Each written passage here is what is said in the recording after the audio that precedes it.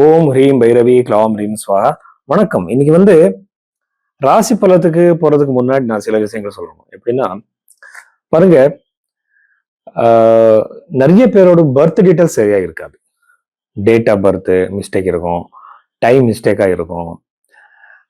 அவர் பிறந்த டைம் டேட்டே தெரியாது நிறைய பேருக்கு. ஸோ அப்படி இருக்கும்போது நீங்க ராசி பலத்தை எப்படி பார்ப்பீங்க? ஸோ இது பாருங்க, இன்னொரு விஷயம் என்னன்னா, அப்படி நம்ம ப்ரெடிக்ஷன்ஸ் கொடுக்கும்போது தப்பாகுது. அதனால நான் என்னன்னா, நாடி ஜோதிடம் படி, வெஸ்டர்ன் பாமிஸ்ட்ரி, இந்தியன் பாமிஸ்ட்ரி படி கை ரேகை வச்சு ஜாதகத்துக்கு மேட்ச் பண்றேன். ஸோ அப்போ நம்ம கை ரேகை போய் சொல்லாது. கையில ரேகைகள் கையில ராசிகளும் இருக்கு, நட்சத்திரங்கள் இருக்கு. ஸோ அதுக்கு இதுக்கு மேட்ச் பண்ணி ஒரு சரியான ப்ரெடிக்ஷன் கொடுக்க முடியும். எப்படின்னா, வேலை எப்போ கிடைக்கும், திருமணம் எப்போ நடக்கும், இந்த எல்லா விஷயத்துக்குமே பதில் நாம பாமிஸ்ட்ரி, அதுக்கப்புறம் ஜாதகத்தை மேட்ச் பண்ணி சொல்ல முடியும். இது நாடி ஜோதிடத்திலும் கூட நிறைய விஷயங்கள் இருக்கு. நாடி ஜோதிடம் படி இப்போ குரு கிரகத்தோட டிரான்ஸ்லேட் இருக்கு. அது எல்லா ராசிகளுக்கும் எல்லாருக்கும் நல்லது நடக்குமா? அப்படி இல்லை. எப்படின்னா, நம்ம அது எவ்வளவு ஒரு ரவுண்ட்ல வருது. இப்ப பாருங்க, ஒரு ரவுண்ட் வர்றதுக்கு 12 இயர்ஸ் ஆகும். இப்போ எத்தனை ரவுண்ட்ல அது இருக்கு உங்க ஜாதகம் படி? இப்போ உங்களுக்கு 24th இயர்னா அது 2வது ரவுண்ட் தாண்டி 3வது ரவுண்டுக்கு போயிட்டு இருக்கும். ஸோ அப்படி இருக்கும்போது அது எல்லாமே எப்படி நம்மோட லைஃப்க்கு அது எப்படி எஃபெக்ட் பண்ண முடியும் தெரிஞ்சுக்கிறது எப்படின்னா, அந்த ஜாதகம் நம்ம கைரேகை எல்லாமே பார்க்கணும். ஸோ அப்படி நான் ரிசர்ச் பண்ணி ரொம்ப அதுக்கு டைம் வேணும் அது பார்க்கறதுக்கு. சும்மா ஒரு ஜாதகம் கொடுத்தாலே 5 மினிட்ல எல்லாமே சொல்றாங்க. ஜாதகம் பார்த்த உடனே பெருசான பூஜை எல்லாம் சொல்றாங்க, ஜெம்ஸ்டோன் சொல்றாங்க, என்னென்னமோ சொல்றாங்க. எல்லாமே ஜோதிடத்துல இருக்கா? கண்டிப்பா இல்ல. புருஹத் பராசர ஓர சாஸ்திரத்துல வெறும் தானம் பத்தி, மந்திர ஜபம் பத்தி தான் இருக்கு. அவ்வளவு காஸ்ட்லியான ரெமெடிஸ் ஒன்றும் இல்லை. அப்படி இருக்கும்போது உண்மையான ஜோதிடத்தை நம்ம பார்க்கறதுக்காக இந்த மாதிரி தான் பார்க்கணும். ஸோ அதுக்கு நீங்க என்னோட கன்சல்டேஷன் நீங்க எடுத்துக்கலாம். துலா ராசி 2026 ஜூன் மாதத்துல இந்த துலா ராசியில பிறந்தவருக்கு என்னென்ன பாசிட்டிவ் நெகட்டிவ் இருக்குன்னுட்டு நாம பார்க்கலாம். ஸோ அப்படி பார்க்கும்போது இந்த துலா ராசியில பிறந்தவருக்கு இந்த குருவோடு சேஞ்சஸ் என்ன இருக்கு, டிரான்சிட் என்ன இருக்கு, அதோட எஃபெக்ட் எப்படி இருக்கும்னுட்டு நாம பார்த்தா, இந்த துலா ராசியில பிறந்தவருக்கு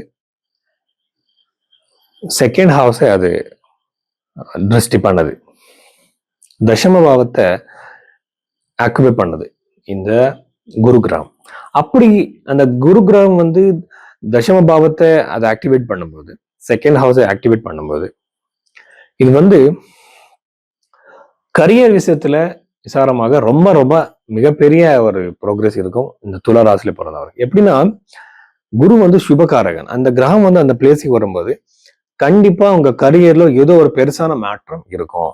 பெருசான மாற்றம்னா ஒரு ப்ரொமோஷன் கிடைக்கலாம், பொசிஷன் சேஞ்ச் ஆகலாம், நீங்க இருக்கிற கம்பெனிலேயே உங்களுக்கு ஒரு நேம் வரலாம், ரெஸ்பெக்ட் வரலாம், நீங்களே ஒரு புது கம்பெனியை ஆரம்பிக்கிற சான்சஸ் இருக்கும், புது பிசினஸை நீங்க ஸ்டார்ட் பண்ணலாம். இந்த மாதிரி பாசிபிலிட்டிஸ் எல்லாமே இந்த துலா ராசியில பிறந்தவருக்கு இருக்கு. ஆனா கை ரேகையில குரு கிரகம் எப்படி இருக்கு பாருங்க. இப்போ உங்க ஜாதகத்துல குரு கிரகம் டிரான்ஸ்லேட் ஆகணும். நீங்க பிறந்த ஜாதகத்துல உங்க குரு கிரகம் எப்படி இருக்கு, அதுக்கு அதோட பலம் எப்படி இருக்குன்னு நாம பார்க்கணும். அது பார்க்கறதுக்கு ரொம்ப ஈஸியான வழி கைரேகை தான். கைரேகையில குரு கிரகம் எப்படி இருக்கோ பார்த்து உங்க ஏஜ் கால்குலேட் பண்ணி குரு கிரகம் என்ன கொடுக்க போகுது உங்களுக்கு அது ஈஸியா சொல்ல முடியும். ஜென்ரலா துளராசி சொல்லும் போது கரியர்ல மிகப்பெரிய பாசிட்டிவ் சேஞ்சஸ் இருக்கு. அஷ்டம பாவத்துல சூரியன், திருமண வாழ்க்கைக்கு பிரச்சனை, மிஸ் அண்டர்ஸ்டாண்டிங்கு, சண்டே, எது வேணாலும் நடக்கலாம். ரொம்ப ஜாகிரதையா இருக்கணும். உங்க பேச்சுவார்த்தை மேல கொஞ்சம் கண்ட்ரோல் செய்யுங்க. சப்தம பாவத்தில் இருக்கிற செவ்வாய் பார்த்தா இந்த ராசியில பிறந்த பெண்களுக்கு திருமணமாக சான்ஸ் அதிகமா இருக்கும். துலா ராசியில பிறந்த பெண்களுக்கு ஆனா ரொம்ப கோபமான அக்ரெசிவான சில பேர் இருப்பாங்க. சடன் அக்ரெசிவ் ஆயிடுவாங்க, கோபப்பட்டு அதுக்கப்புறம் சாந்தமாயிடுவாங்க. ஆனா அந்த அந்த கோபம் அவருக்கு எப்பவுமே இருக்கும். இந்த மாதிரி லைஃப் பார்ட்னர் கிடைக்கிற சான்சஸ் இந்த துளாராசில பிறந்தவருக்கு இருக்கு.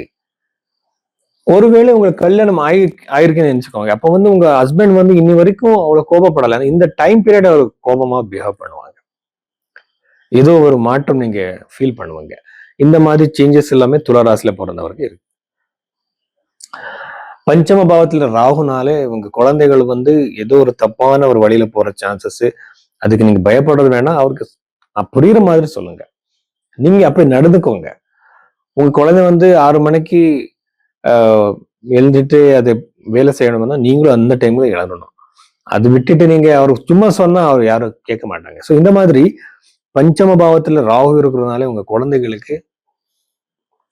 குழந்தைகள்னால ஏதாவது பிரச்சனை, டென்ஷன்ஸ் ஏற்படும். அவரோட பிஹேவியர்ல நீங்க நடக்காத மாதிரி ஏதோ ஒரு மாற்றம், நெகட்டிவ் ஒரு பிஹேவியர் நீங்க பார்ப்பீங்க. நெகட்டிவா அவர் நீங்க பயப்படுற அளவுக்கு அது இருக்கும். அது பேசி சரி பண்ணிக்கோங்க. அவர் மனசுல என்ன நடக்குது, நீங்களே அவர் குழந்தையாகி அவர் மனசுல போயிட்டு என்ன நடக்குதுன்னு அவரோட திருஷ்டியை நீங்க பாருங்க. அவரோட பர்செப்ஷன்ல நீங்க பாருங்க. நவம்பாவம் கூட நல்லாவே இருக்கிறதுனால வெளிநாட்டுக்கு போறது ரொம்ப நல்லது. வெளிநாட்டு ஜாப் தேடுறதுக்கு நல்லது. பிசினஸ்ல அவ்வளவு லாபம் இருக்காது, கேத்து இருக்கிறதுனால அவ்வளவு லாபம் இருக்காது. ஒரு ஆவரேஜா போகும் எல்லா பிசினஸுமே. புது தொழில் நீங்க ஸ்டார்ட் பண்ணிருக்கீங்களா, அங்கே கூட அவ்வளவு ப்ராஃபிட் இருக்காது. போக போக சக்சஸ் நீங்க பார்ப்பீங்க. ஸோ இவ்வளவு விஷயங்கள் துலா ராசியில பிறந்தவர்.